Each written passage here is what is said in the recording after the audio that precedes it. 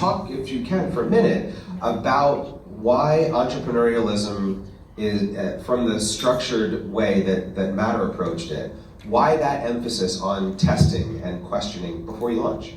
Well, everybody faces a lot of risk. Like for many of us, I know in this room, when you started your publication, you put everything in it, right? Blood, sweat, and tears.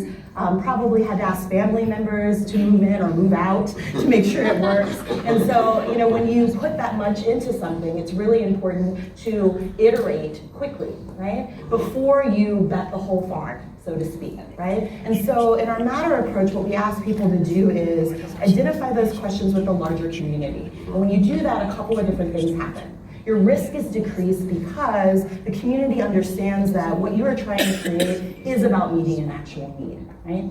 The other aspect of this that helps to decrease risk is you are gonna learn in that process of sharing, even if something is not perfect, what works and what doesn't work, and that allows someone to say, well, wait, you actually respect me and understand me as a person and value things. So the next time you ask me for something, whether it is join me as a member or subscribe to something, I know that you take my input and work with it versus other aspects of my life where nobody really listens to me. And the reason why I'm talking about this in a very, very human way, because I can put a lot of different business words and jargon on top of it, but at the end of the day, we're all looking to create sustained relationships. And sustained relationships allow us to put different things out there in the market that's owned by everyone. Very kind of user-focused prototyping mentality. How do you apply that to, you know, a small newsroom in a distinct community with not very much overhead, but not very much resources, and the same person who is editing and writing the stories is selling the advertisements, and that's a lot of you, right? So how do you match that kind of very ambitious, seems like that takes a lot of work and it's kind of expensive, I can guess, might be going through some heads. So how do you maybe integrate some of the product thinking into the lives of people who are entrepreneurs on the ground today?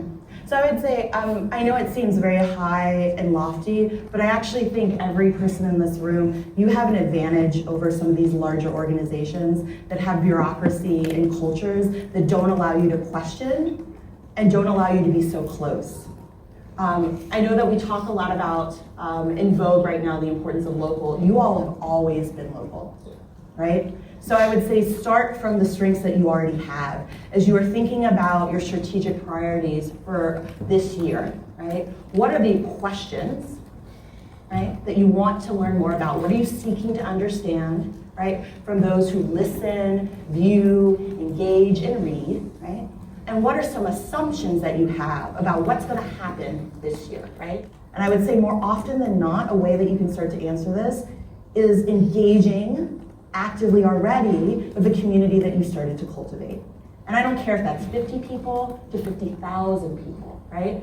But by positioning that question in a way that's accessible to them, you can start this prototyping process. Talk to me about where the idea started and where it's taken you so far. Yeah, so this is a fund that was started by the Knight Foundation and the Lindquist Institute for Journalism based upon some key observations that they were seeing and things that you all are acutely feeling because you're on the forefront.